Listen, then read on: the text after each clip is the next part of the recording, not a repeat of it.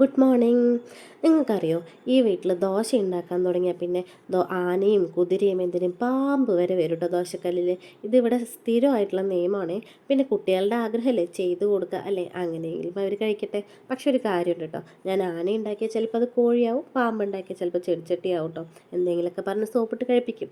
എന്തായാലും തൊപ്പി ദോശ വേണം പറഞ്ഞിട്ട് അത് ഉണ്ടാക്കി കൊടുത്തപ്പോൾ കറക്റ്റായിട്ടോ. അത് വെച്ച് അവർ ഞാൻ സമാധാനിപ്പിച്ചു.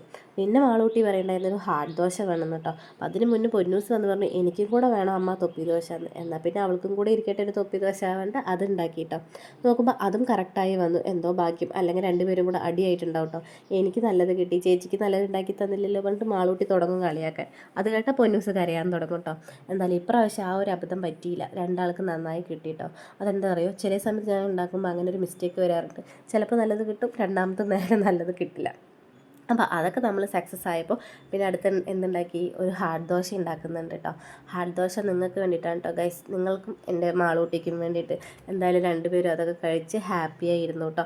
കുഞ്ഞൂസും കുഴപ്പമില്ലാതെ ദോശയൊക്കെ കഴിച്ചു, അവനും ഇഷ്ടമാണ് കേട്ടോ അതുപോലെ ഷേപ്പുകളൊക്കെ ഉണ്ടാക്കി കൊടുത്താൽ. പക്ഷെ അവർക്കൊക്കെ ഉണ്ടാക്കി കൊടുത്താൽ അവരൊക്കെ ഹാപ്പിയായി. എനിക്കൊരു റോസ്റ്റ് നല്ലത് കഴിക്കണമെങ്കിൽ ഹോട്ടലിലേക്ക് തന്നെ പോകണം കേട്ടോ. അതെന്തുകൊണ്ടാണെന്നറിയോ, ഞാൻ കഴിക്കാനൊക്കെ ഉണ്ടാക്കി വെച്ച് ഇരിക്കണ നേരത്ത് കുഞ്ഞൂസ് കരയും കേട്ടോ, എന്തെങ്കിലും വേണം പറഞ്ഞിട്ട്.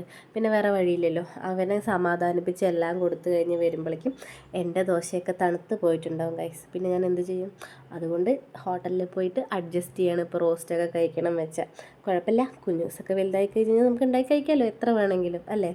അപ്പം നമ്മുടെ ഇന്നത്തെ രാവിലെ ഇത്രയേ ഉള്ളൂ കേട്ടോ ഗൈസ്. ഞങ്ങളുടെ വീഡിയോ ഇഷ്ടപ്പെട്ടെങ്കിൽ ലൈക്ക് ചെയ്യുക, ഷെയർ ചെയ്യുക, സബ്സ്ക്രൈബ് ചെയ്യുക. Tata bye bye, see U.